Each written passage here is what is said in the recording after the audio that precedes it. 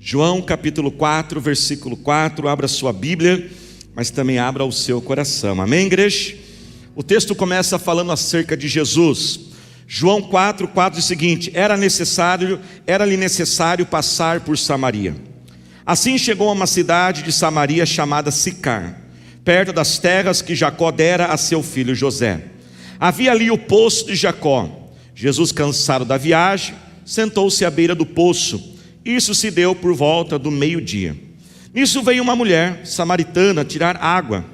Disse-lhe Jesus: dê um pouco de água. Os seus discípulos tinham ido à cidade comprar comida. A mulher samaritana lhe perguntou: como o Senhor, sendo judeu, pede a mim, uma samaritana, água para beber? Pois os judeus não se dão bem com os samaritanos. Jesus lhe respondeu: se você conhecesse o dom de Deus e quem está pedindo água, você lhe teria pedido e dele receberia água viva.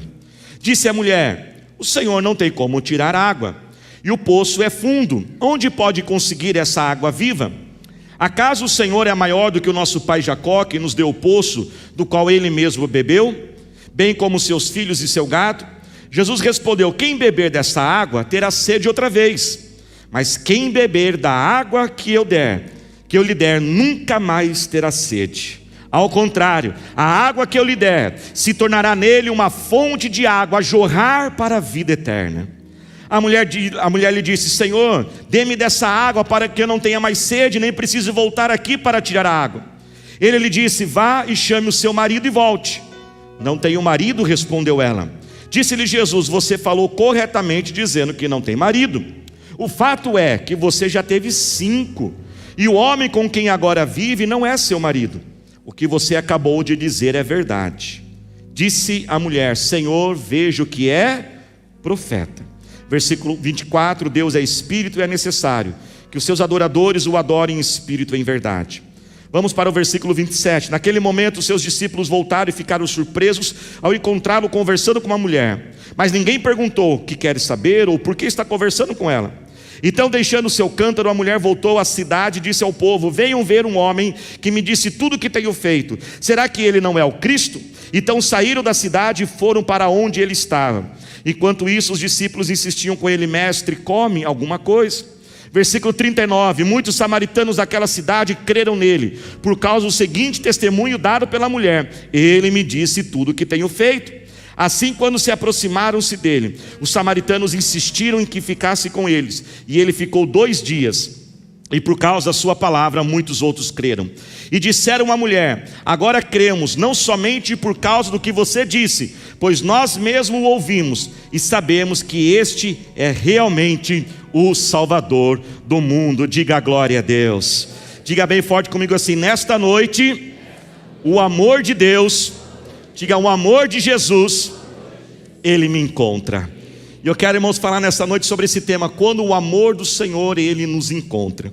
E falando sobre este amor que nos encontra, esse amor que nos alcança onde nós estamos, eu lembrava esses dias sobre o dia que pastora Thalita e eu, nós tivemos o nosso primeiro encontro, né? Ou como os americanos dizem, o primeiro date.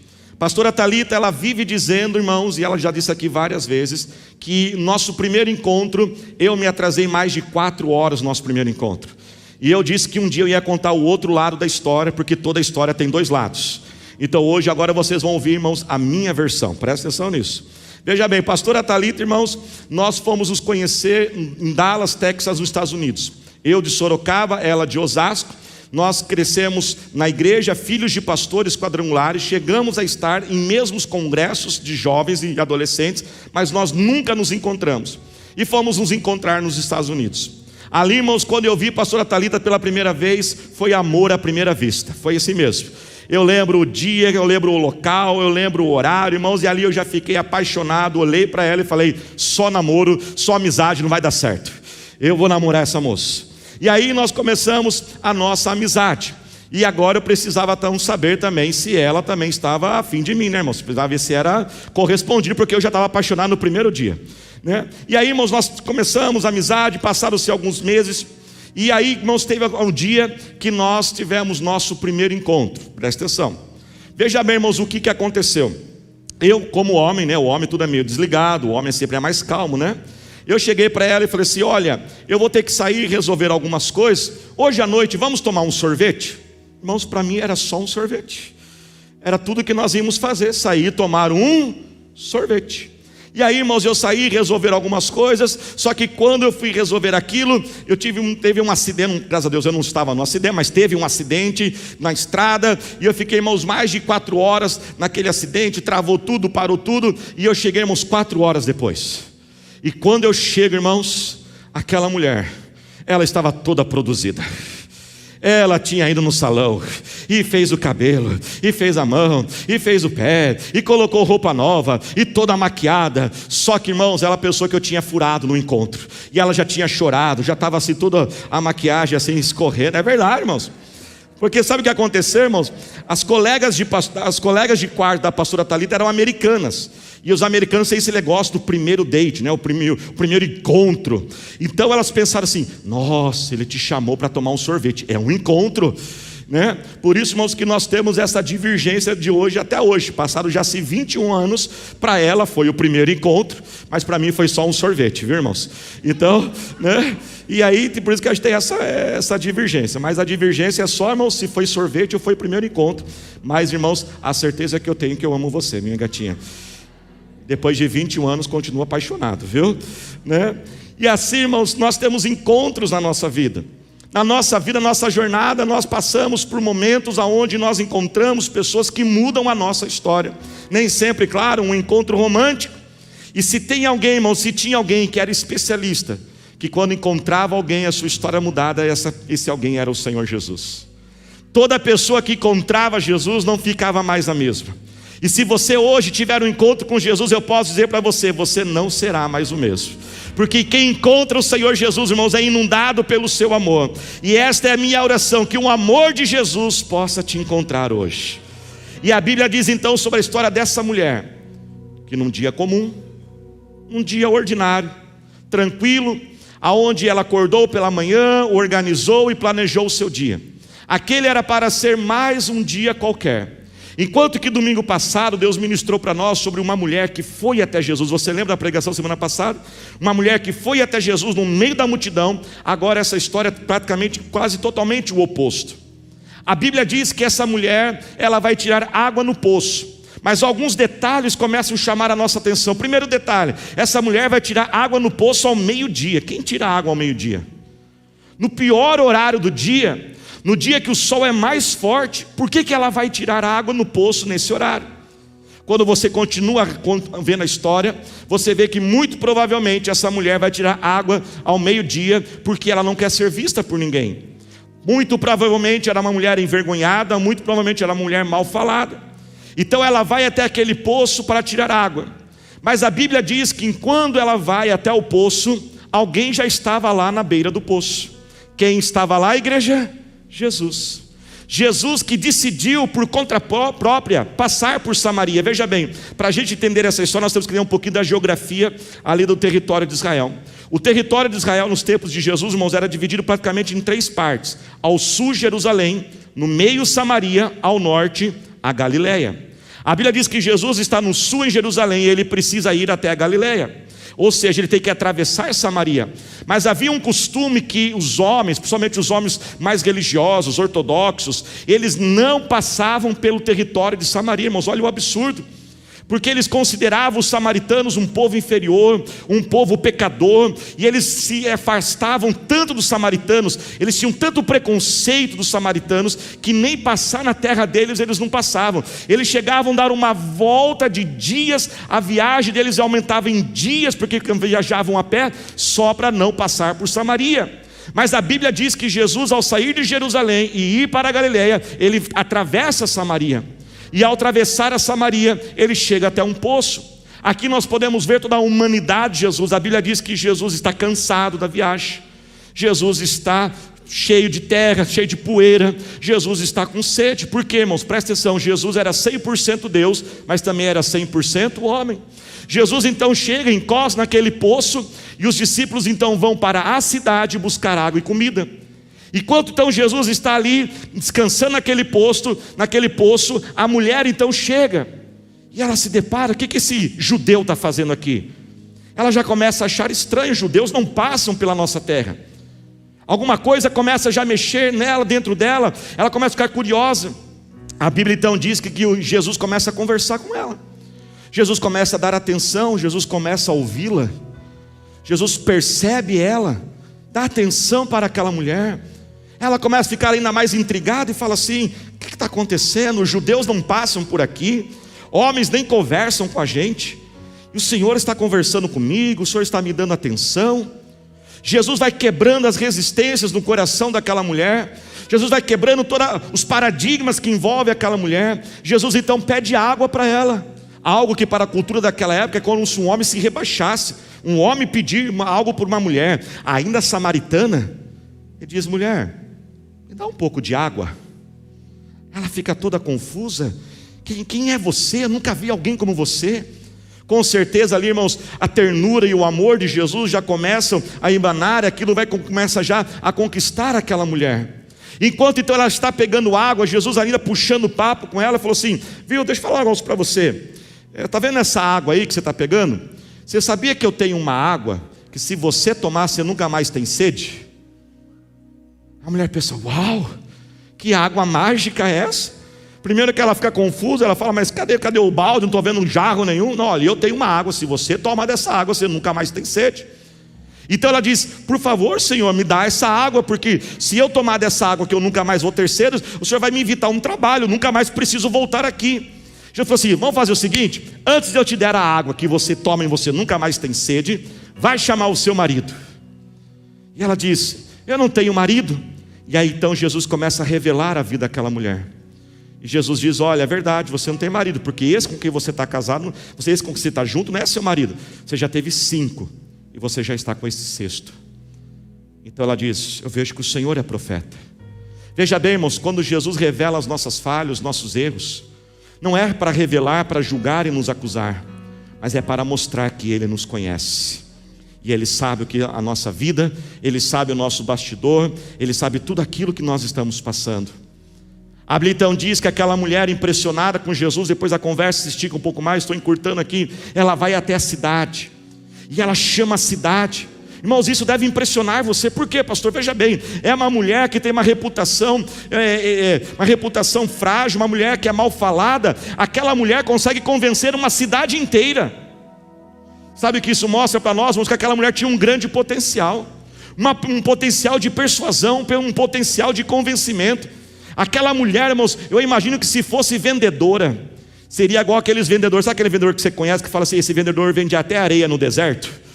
Tem uns que é fera, irmãos. Aquela mulher tinha um potencial, porque uma mulher com má reputação e má falada convence a cidade inteira a conhecer Jesus. A cidade vai até Jesus, conhece Jesus, e depois lá no final do texto, nos versículos mais lindos da Bíblia, a Bíblia diz o seguinte: que toda aquela cidade diz: agora nós cremos em Jesus, não pelo que você falou, mas porque agora nós o experimentamos. Da mesma forma, irmãos, como aquela mulher, todos nós estamos na jornada da nossa vida. Para aquela mulher era um dia comum, e aquilo, irmãos, que pode parecer um acidente, uma mera coincidência, um ato do destino, na verdade é tudo parte de um plano divino maior. Deus, Ele está orquestrando a sua vida. Deus, Ele está cuidando dos caminhos da sua vida. O livro de Efésios, capítulo 1, versículo 4, diz que antes que esse mundo fosse formado, Deus já estava pensando em você. Salmo 139 diz que todos os seus dias já estão contados e escritos no livro que há lá no céu com o seu nome. Preste atenção nisso: o seu nascimento não é fruto do acaso. Você não é um acidente. Na verdade, não importa tanto assim se os seus pais queriam que você nascesse ou não. O importante é que Deus queria que você nascesse. Sim, Deus desejou o seu nascimento e Deus te colocou neste mundo, e isso já é o suficiente. Antes mesmo que esse mundo fosse formado, Deus já pensava em cada um de nós. Ele planejou cada detalhe da sua existência. Você já era amado por Ele, antes mesmo que você pudesse experimentar ou rejeitar o seu amor. Mas mais do que você pudesse viver esse plano de Deus na sua vida, mais do que Ele te colocar neste mundo, presta atenção nisso, Deus também, além de te colocar neste mundo, Ele já definiu um propósito para a sua vida. Isso significa que a sua vida tem um motivo de existência, há uma razão para você estar aqui, há uma missão que Deus já colocou para a sua vida aqui nesta terra, e para você viver este propósito, Ele já depositou aí dentro de você talentos, habilidades, capacidade, que você nem imagina. Você é mais inteligente do que você imagina, você é mais capaz do que você imagina, você é mais capacitado do que você imagina, porque Deus não faz porcaria. Pare de dizer que você é uma porcaria, porque Deus, Ele cria os seus filhos e suas filhas maravilhosos, e Ele te colocou neste mundo para você viver um grande propósito. Preste atenção, mais do que você viver neste mundo para viver atividades, nós temos que entender que durante a vida nós vamos ter atividades na vida. Você vai ter uma profissão, você vai estar em algum lugar. Durante a sua vida você vai ter papéis no relacionamento. Por um período você vai ser algo, por outro período você pode ser outra coisa. Mas mais do que importante do que isso, irmãos, é nós entendermos que Deus nos colocou neste mundo com um propósito de existência. Agora preste atenção nisso, Deus colocou em todos nós algo chamado livre-arbítrio. O que é esse livre-arbítrio? Quando Deus nos criou, irmão, significa que Ele criou você como um robô, que você não pode fazer escolhas. Você não é um robô programado por Deus. Deus te criou para um propósito, mas Ele te deixou também com livre-arbítrio. E todos nós podemos e devemos, na nossa vida, em algum momento, pegarmos esse livre-arbítrio e colocarmos na mão de Deus. E dizer: Senhor, o Senhor me deu livre-arbítrio, mas eu entrego isso a Ti. E eu quero que o Senhor seja o Senhor da minha vida, e que a sua vontade seja o quê? Realizada. Lá no ventre da sua mãe, Deus já te conhecia, e Ele já tinha te escolhido. Deus disse a Jeremias, no capítulo 1, versículo 5: quando você estava no ventre da sua mãe, eu já tinha te separado para ser um profeta. Mas irmãos, ao falarmos do nosso nascimento, da nossa existência, ao falarmos que nós somos criados por Deus, desejados por Deus e um propósito de Deus, nós não podemos omitir de um assunto muito sério, que é a questão do aborto. Nós precisamos crer, irmãos, e acreditar na palavra de Deus, que diz que lá no ventre da nossa mãe, Deus já nos conhecia e Deus já tinha um plano para a nossa vida. Por isso nós não podemos, irmãos, aceitar com tanta facilidade, não podemos descriminalizar o aborto, e se tornar e permitir que o aborto, em qualquer circunstância, em qualquer momento, ele simplesmente seja aceito. Porque isso sim, irmãos, é um assassinato, é tirar uma vida. Ali já é uma vida criada por Deus, com sonhos e planos e propósitos. Quem está dentro, diga amém.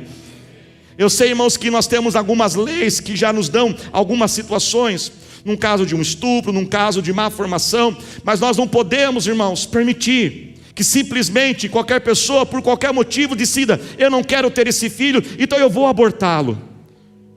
Alguns dizem: não, mas isso é uma questão de saúde pública, porque se nós não descriminalizarmos, mulheres vão continuar fazendo o aborto clandestinamente, colocando as suas vidas em risco. Sim, isso é um problema, e não queremos isso, mas nós não podemos, irmãos, olhar que a solução para este problema é legalizar o aborto. A solução para esse problema é nós continuarmos sim com políticas públicas para evitarmos, conscientizarmos, melhorarmos nosso sistema de adoção, porque se eu não posso ter aquela criança, eu não posso sustentá-los, há milhares de casais esperando por uma criança ser adotada. Eu queria que você olhasse essa imagem que você vai ver no telão agora. Você sabe o que tem em comum entre essas pessoas?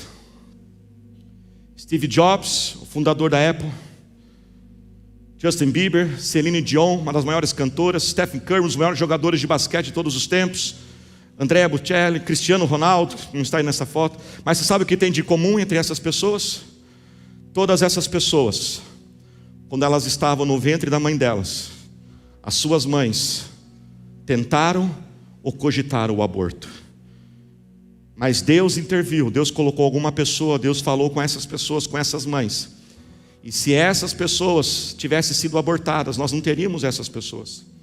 Eu sei que aqui são algumas celebridades, pessoas são famosas, mas há milhares e milhares de pessoas nesse mundo, que talvez os seus pais cogitaram abortá-los, mas Deus não permitiu, porque Deus tinha um plano para as suas vidas. E eu quero dizer que Deus também tem um plano para a sua vida. Eu sei que há pessoas ouvindo essa mensagem que até hoje você se pergunta: por que eu não morri naquele acidente? Por que aquela doença que era para ser fatal não me matou? Por que eu sobrevivi a esse aborto? Eu sei que há pessoas ouvindo essa mensagem que sobreviveram ao aborto. Sabe por quê? Porque Deus já tinha te escolhido, Ele já tinha escrito um plano para a sua vida. E Ele já conhece todos os dias da sua vida. E nessa jornada da sua vida, há um momento que Ele vai te encontrar. Ele sabe, Ele te conhece, e só Ele pode satisfazer o seu coração.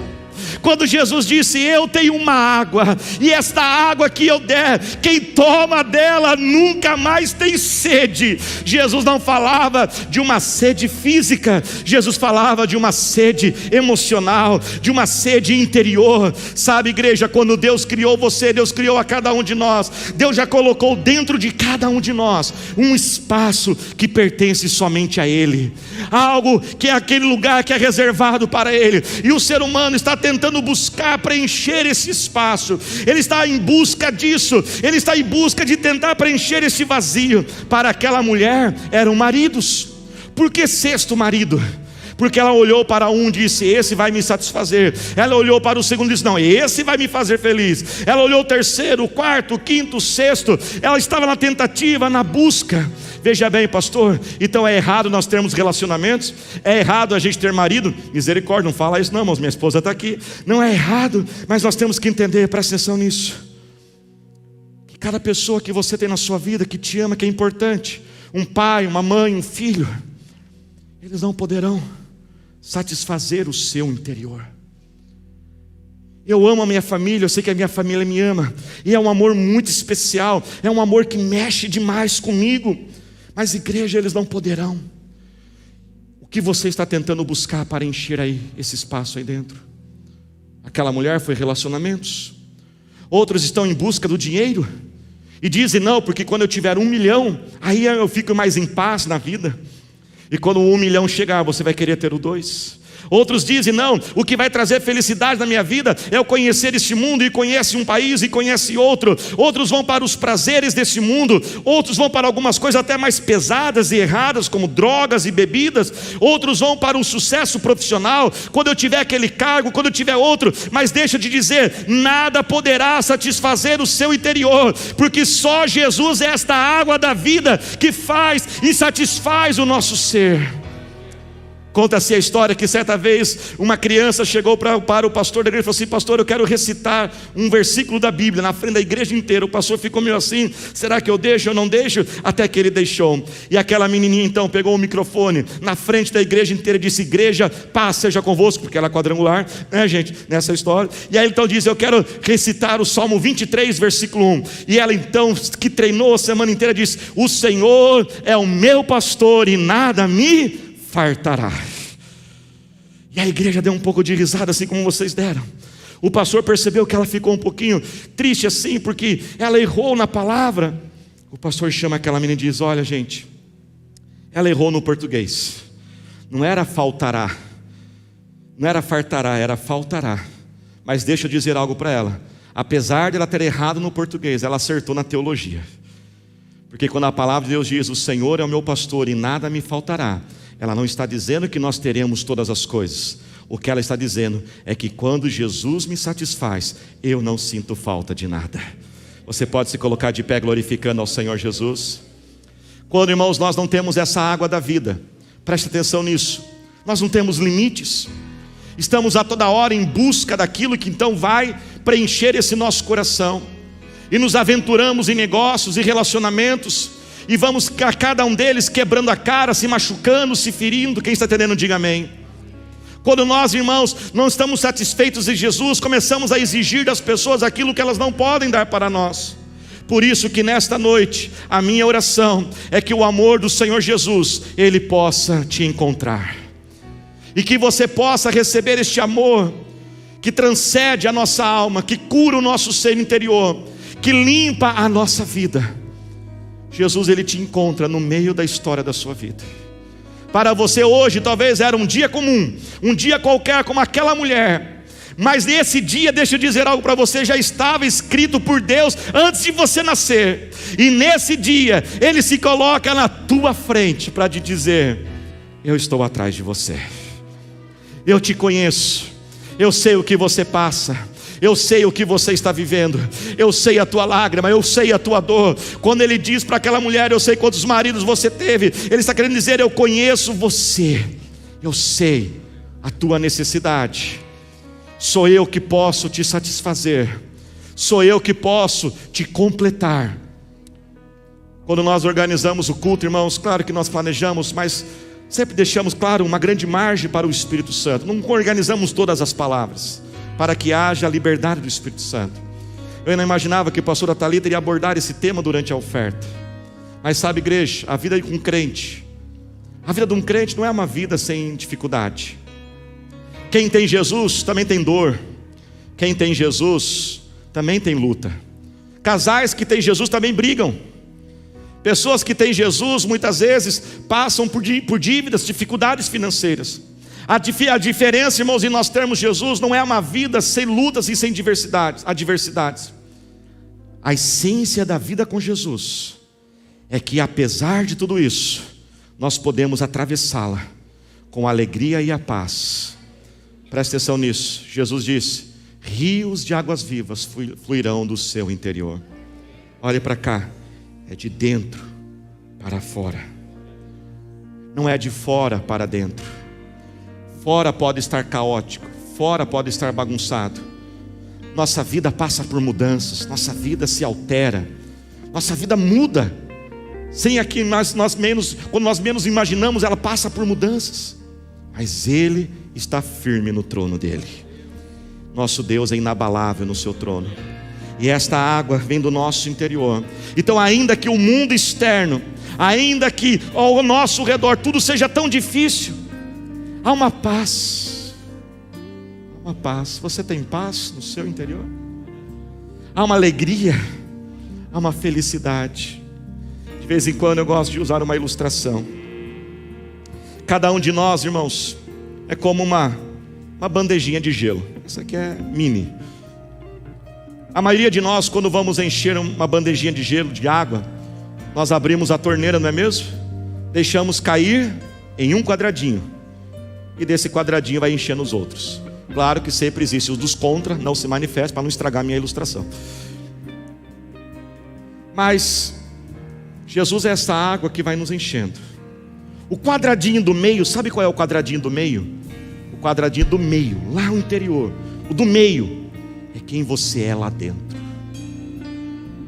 Jesus não está nem aí para a tua roupa, para o teu corpo, para a tua cor, para o teu diploma, para o teu saldo bancário.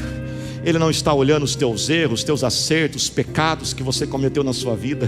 Ele está olhando lá o seu interior, e Ele quer encher com esta água da vida. E esta água então começa a encher. Mas você não deve buscar somente ser cheio de Jesus, você tem que buscar ser transbordar de Jesus. E os outros quadradinhos, o que são, pastor? São as outras áreas da vida. A vida financeira, a vida profissional, a vida familiar. E às vezes a gente quer pegar a bandejinha e a gente está ansioso. Deus, faz alguma coisa aqui, e a gente quer puxar a bandejinha para o lado. Não, deixa ela paradinha. Deixa Ele escolher qual é o quadradinho. Ele sabe a próxima área. Ele sabe o que Ele está fazendo. E mais uma vez, busque transbordar do Senhor. Porque você é uma bandejinha, mas cada pessoa próxima a você é outra bandejinha. E quando essa água da vida, que limpa, satisfaz, transbordar, ela vai alcançar os que estão ao seu redor.